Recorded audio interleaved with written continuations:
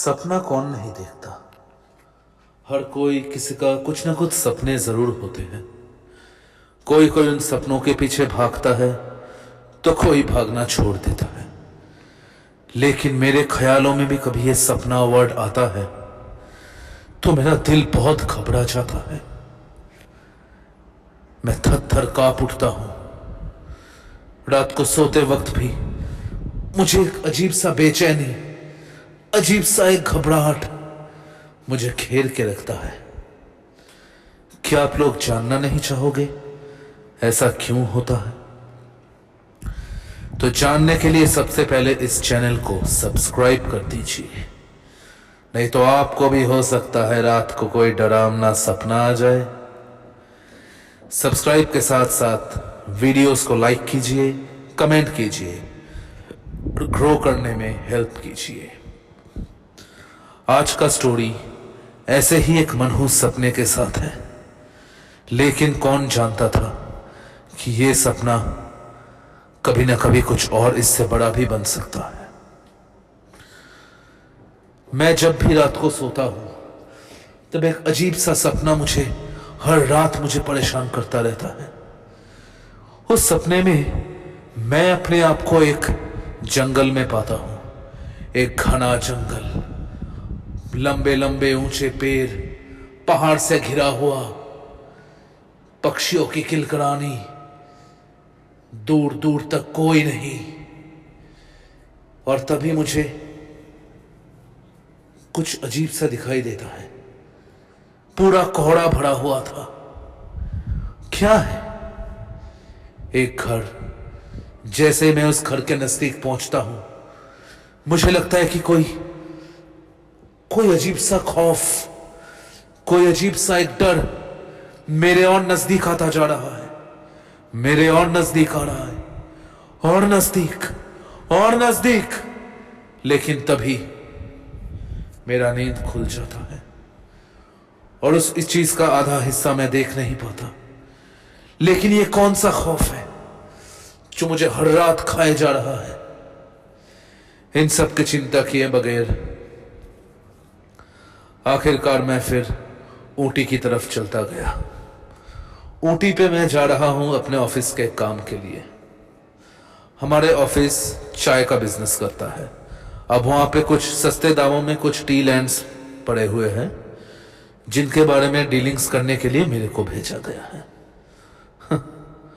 हर रोज एक मनहूस सपने के बाद भी अपनी जिंदगी को बरकरार रखता हूं, पता नहीं कैसे।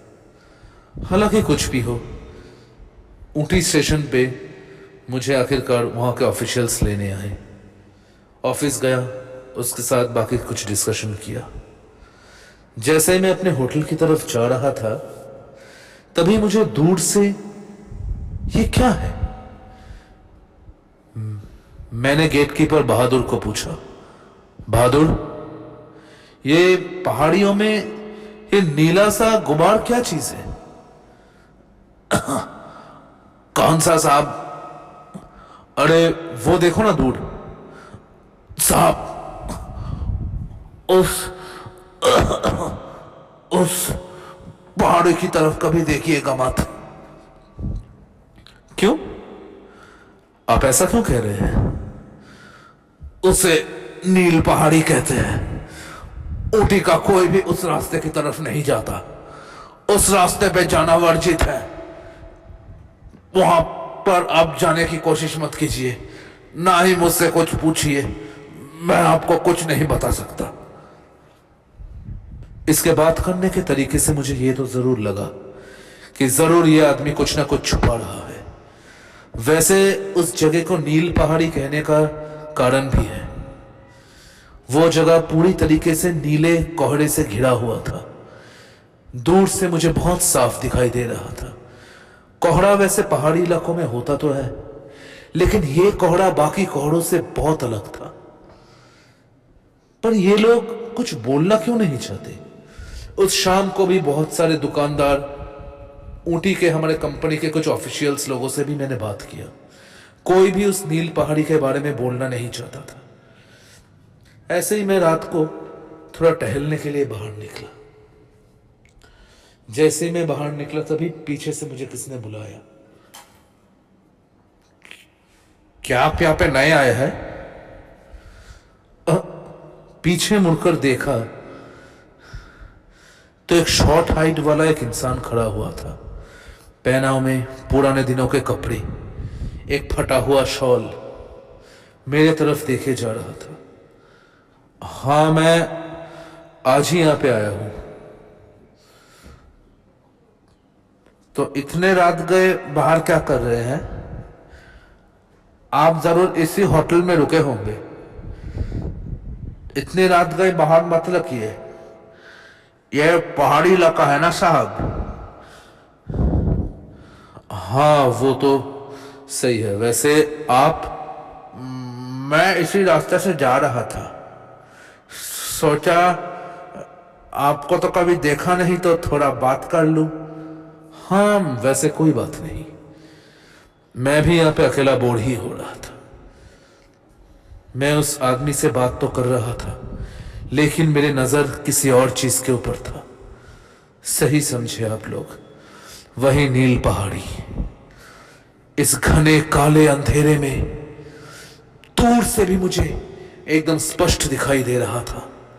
नीले धुएं या फिर नीला कोहरा, वो पहाड़ी एकदम घिरा हुआ है। किसने तो कोई सही जवाब दिया नहीं।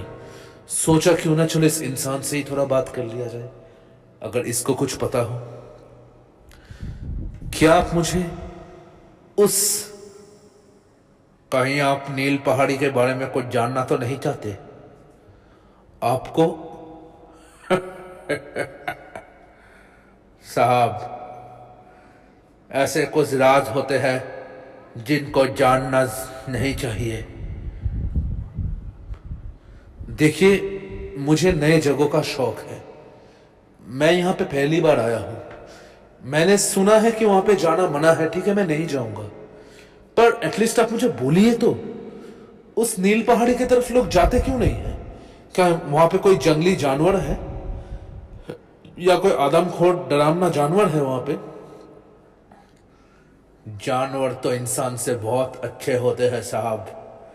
वहां पे वैसा कुछ है जिससे पूरा ऊंटी घबराता है। रात के वक्त उस नील पहाड़ी का कोई नाम भी नहीं लेता। यदि उस रास्ते के थोड़ा भी नजदीक कोई चला जाए तो उसके जान को बहुत बड़ा खतरा है। ठीक है, तो आप मुझे बताइए। ठीक है, अगर आप इतना ही जोर कर रहे तो मैं आपको बता सकता हूं, लेकिन वादा कीजिए साहब कि आप उस नील पहाड़ी की तरफ नहीं जाइएगा। ठीक है, मैं आपको वादा करता हूं मैं उसकी तरफ नहीं जाऊंगा, पर प्लीज मुझे कुछ बताइए। साहब, आज से करीब 50 साल पहले की बात है। उस पहाड़ी की तरफ नीला नाम की एक औरत रहती थी। कहने को तो वो बाकी सबकी तरह ही थी, लेकिन फिर भी वो हम में से एक नहीं थी। नीला को काली विद्या और जादू टोना का बहुत शौक था। वो ऐसे तंत्र विद्याएं बहुत सीखती रहती थी। उसको अमर होने का भूत सवार था। उसको पता चला कि छोटे बच्चों की बलि चढ़ाने से वो अमर हो सकता है। इसी के कारण उसने ऊंटी के घर के छोटे छोटे बच्चों को मारने की कोशिश की। करीबन 10 बच्चों का बलि उसने चढ़वा दिया और बहुत बड़ी शक्ति का मालकिन बनने जा रही थी। लेकिन तभी उस वक्त ऊंटी के बाकी लोगों ने उसको चारों तरफ से घेर लिया और उसको उसी के घर में जिंदा जला दिया। लेकिन तब तक नीला बहुत बड़ी काली शक्तियों की अधिकारनी बन चुकी थी। उसने यह प्रतिज्ञा लिया था कि जो कोई भी उस पहाड़ी की तरफ आने की कोशिश करेगा वो उसे नहीं छोड़ेगी।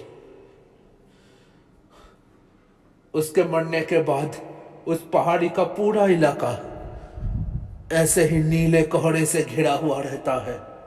बहुत सारे गांव वाले वहां पर जाने की कोशिश किए थे, लेकिन उनमें से कोई जिंदा नहीं लौटे। उन लोगों का मृत शरीर बाद में पाया गया था। तब से उस जगह को नील पहाड़ी कहते हैं। उस नील पहाड़ी में जो कोई भी गया है कभी लौट कर नहीं आया है। मुझे समझ में नहीं आ रहा था कि मैं हंसूं या कुछ और करूं। बचपन से ही इन सब चीजों पे मुझे कोई भरोसा नहीं था। क्या आप मुझसे मजाक कर रहे हैं? यानी कि आप कहना चाहते कि वहां पे एक भूत है? ओ सॉरी, एक क्या कहते हैं उसे, चुड़ैल। एक चुड़ैल का वास है वहां पे। आप शहरी लोग हैं बाबू, लेकिन कुछ चीजों को कभी नजरअंदाज मत कीजिए। आपको पता भी नहीं है वो जगह कितना खतरनाक है। जो कोई भी उस नील पहाड़ी के नजदीक जाने का कोशिश किया है वो कभी लौटकर वापस नहीं आया है। मैं इन चीजों को नहीं मानता। वो आपकी मर्जी है साहब, वो आपकी मर्जी है। मेरा काम आपको आगाह करना था, जो मैं कर चुका हूं। अब मानना नहीं मानना आपके ऊपर है। यह कहकर वो शख्स मेरे आंखों के सामने से चला गया। अरे अरे सुनिए, आप क्या कर रहे हैं साहब? पीछे देखा तो बहादुर खड़ा हुआ था। कुछ नहीं, मैं वो उस आदमी से बात कर रहा था। कौन सा आदमी? यहां पे तो कोई आदमी नहीं रहा साहब। नहीं, वो इतनी जल्दी वो आदमी कहां चला गया? छोड़ो, यहां पे कुछ ना कुछ तो मुझे इंटरेस्टिंग मिला, लेकिन कहीं ना कहीं मुझे लग रहा था थोड़ी सी भी सच्चाई चाहे तो हो भी सकता है उस आदमी के बातों पर। क्योंकि हर कोई ऐसा क्यों बोल रहा है कि उस नील पहाड़ी की तरफ एक बहुत बड़ा खतरा है।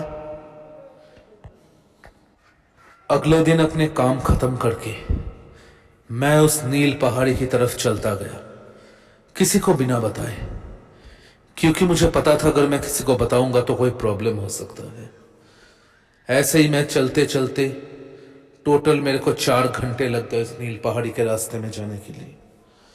एक बात तो सही था, जैसे ही मैं इस रास्ते के किनारे तक पहुंचा, एक अजीब सा फीलिंग्स मुझे खाए जा रहा था, मानो कि पहाड़ों के तापमान से यह जगह और भी ज्यादा ठंडा है। मैं फिर भी हिम्मत करके दूर चलता गया। कोहरा धीरे धीरे बढ़ रहा था। धीरे धीरे मुझे आगे का कुछ भी दिखना बंद हो गया। टॉर्च का रोशनी भी किसी भी काम में नहीं आया, ना नेटवर्क ना कुछ। मैं चलता जा रहा हूं, कहां चलता जा रहा हूं यह मुझे कुछ नहीं पता। कुछ सामने दिख रहा था तो सिर्फ नीला कोहरा और कुछ नहीं।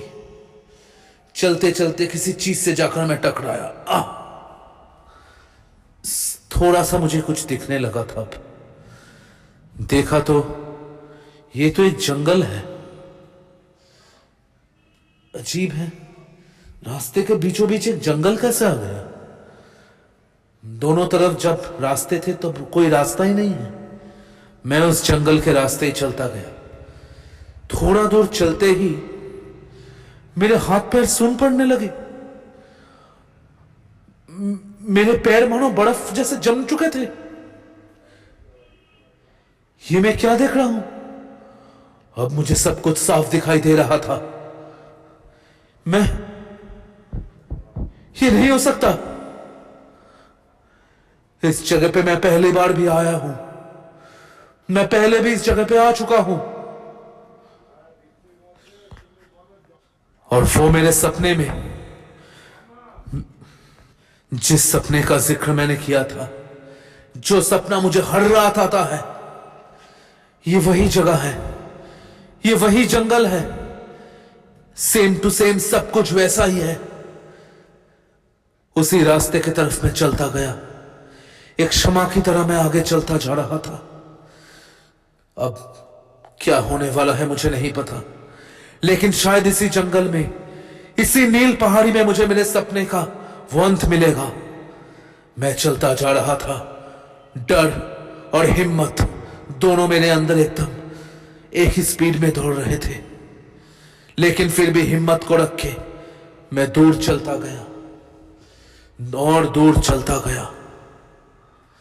देखते ही देखते मैंने देखा कि जंगल के बीचों बीच वही एक घर है, जिस घर के चिमनी से नीले रंग का धुआं बाहर आ रहा था।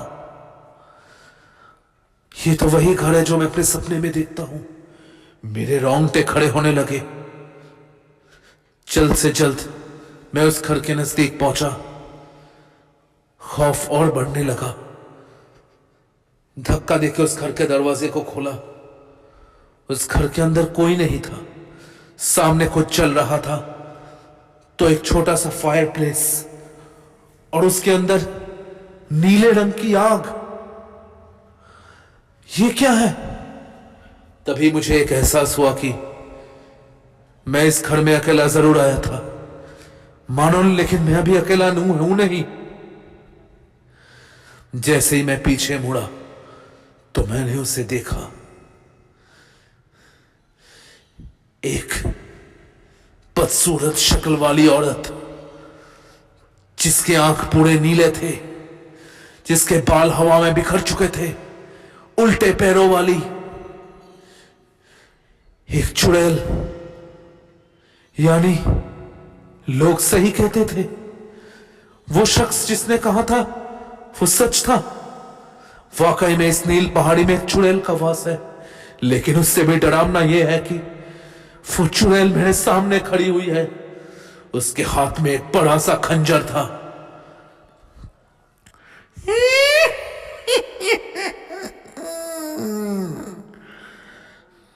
आखिरकार तू यहाँ ही गया।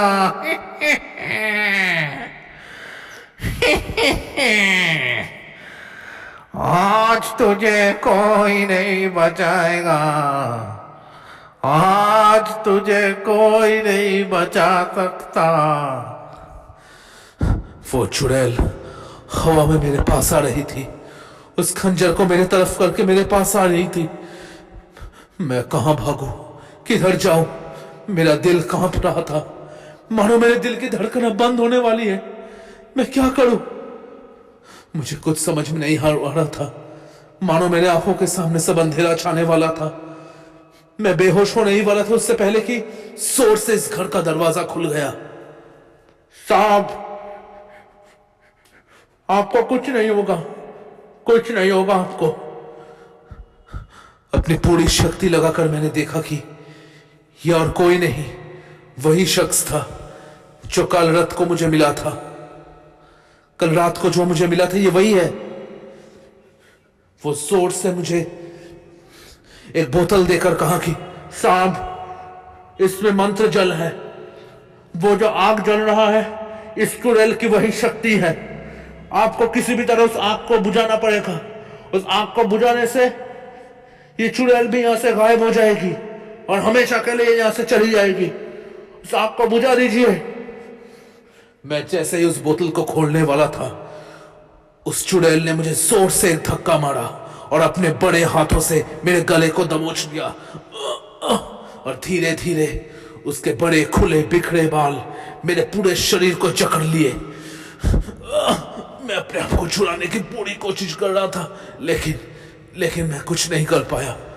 मैं फिर से देखा कि वो शख्स जो मुझे वो बोतल दिया था अब वहां पे नहीं है। ये क्या हुआ? वो आदमी किधर गया? लेकिन मैं अभी कुछ भी सोचने की स्थिति में नहीं था। मुझे किसी ना किसी तरह उस आग को बुझाना ही था।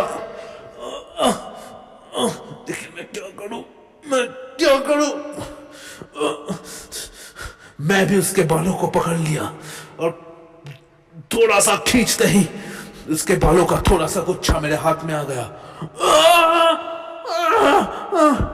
मैंने देखा कि जैसे ही वो बालों का गुच्छा उसके बालों से मेरे हाथ में आया, उसको एक जोर का दर्द हुआ और वो पीछे चली गई।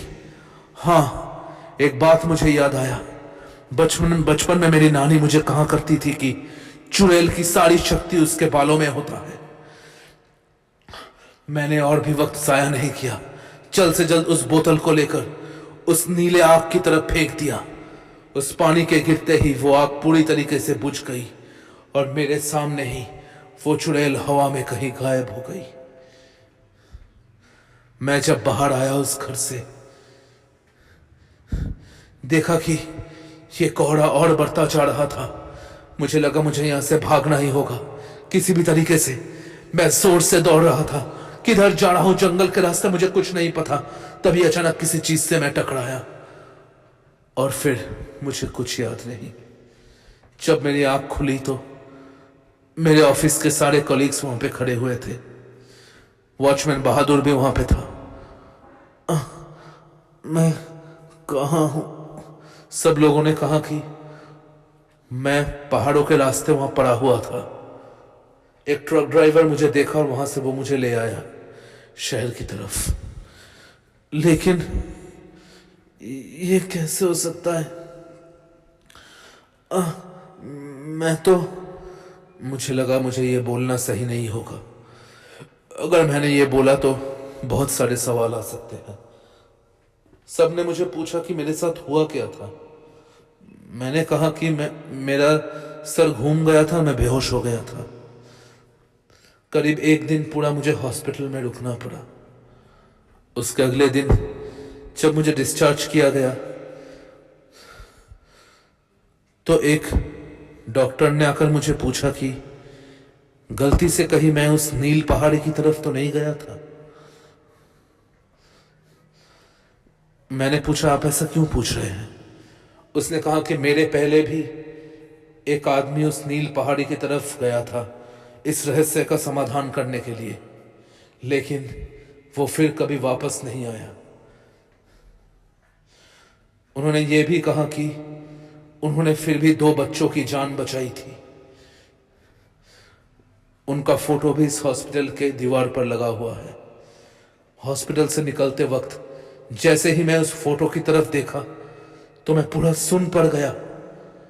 ये और कोई नहीं, ये वही आदमी है जो मुझे रात को मिला था, जिसने वो मंत्र जल मुझे दिया था उस चुड़ैल के घर पे, जिसकी मदद से मैं उस चुड़ैल के प्रकोप से बच पाया। सच कहा किसी ने, भले इंसान मौत के बाद भी वापस आते हैं, भले लोगों की प्राण बचाने के लिए। आसमान की तरफ देखकर मैं होटल की तरफ चलता गया। इस हादसे को करीब 5 साल बीत चुका है। इसके बाद मैं कभी ऊटी गया ही नहीं। बस इतना सुना हूं कि नील पहाड़ी में अब वो नीले रंग का कोहरा कभी कभी दिखता नहीं है, लेकिन आज भी लोग नील पहाड़ी के नाम से बहुत डरते हैं। जो भी हो, जिस मुसीबत को मैंने देखा था, जिस खौफ को देखकर मैं लौटा हूं, वो कभी मैं भूल नहीं पाऊंगा। लेकिन आज भी कभी ना कभी जब मैं कोई नीले रंग की वस्तु देखता हूं तो मुझे नील पहाड़ी का वो खौफ फिर से याद आ जाता है। वो सपना भी मुझे उस दिन के बाद कभी नहीं आया, लेकिन नील पहाड़ी का वो राज बहुत ही गहरा था और बहुत ही जानलेवा था।